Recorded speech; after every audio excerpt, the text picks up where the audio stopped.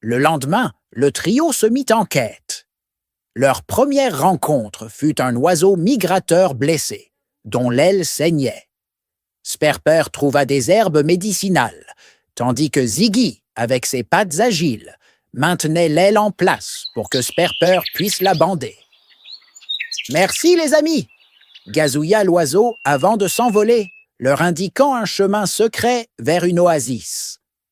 Plus tard, ils tombèrent sur un serpent pris dans un filet. Ziggy, malgré sa peur instinctive des serpents, aida Sperper à couper les mailles avec une pierre tranchante. « Tu vois, il n'est pas si effrayant !»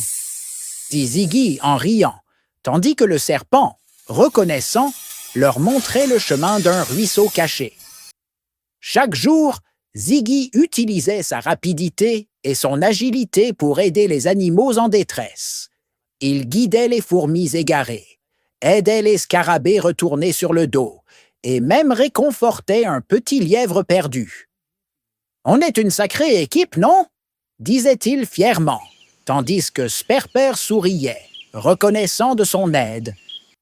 Une nuit, alors que le désert était baigné par la lumière de la lune, une pluie fine commença à tomber. Ziggy, les écailles scintillantes de gouttelettes, aperçut le premier une lueur étrange au loin. « Hé, les gars, regardez !» s'écria-t-il en pointant une clairière illuminée. Ils coururent et découvrirent un spectacle magique. Une plaine remplie de fleurs lumineuses, scintillant comme des étoiles. Au centre, la fleur de lune brillait de mille feux. Mais soudain, un vent violent se leva, menaçant d'emporter la fleur. « Oh non, on ne peut pas laisser ça arriver !» s'exclama Ziggy. Sperper, déterminé, se plaça devant la fleur, tandis que Ziggy, malgré sa petite taille, s'accrochait à une racine pour résister au vent. « On est avec toi, Sperper !» cria-t-il, les yeux brillants de courage. La fleur de lune émit une lumière éclatante et le vent s'apaisa. Ziggy, épuisé mais triomphant, s'effondra près de Sperper, un large sourire aux lèvres. « On l'a fait !» Tycho cueillit délicatement la fleur de lune et la rapporta chez lui. Grâce à ses vertus, son petit se rétablit rapidement et la famille du daman retrouva le sourire. « Sans vous, rien de tout cela ne serait arrivé, » dit Tycho, ému, en regardant Sperper et Ziggy.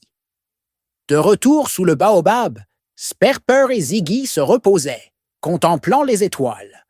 « Tu crois qu'on refera une aventure comme celle-là » demanda Ziggy, la queue balayant le sable. Sperper sourit. « Avec toi, Ziggy, chaque jour est une aventure. » L'histoire de Sperper, Ziggy et Tycho se répandit dans tout le Sahara. Les animaux du désert les célébraient comme des héros, et leur amitié devint une légende. Ziggy, toujours fidèle et plein d'entrain, resta aux côtés de Sperper, prêt à affronter de nouveaux mystères. Et c'est ainsi que Sperper le fennec, Ziggy le lézard vert, continuèrent de veiller sur le désert, unis par la bonté, le courage et une amitié indéfectible.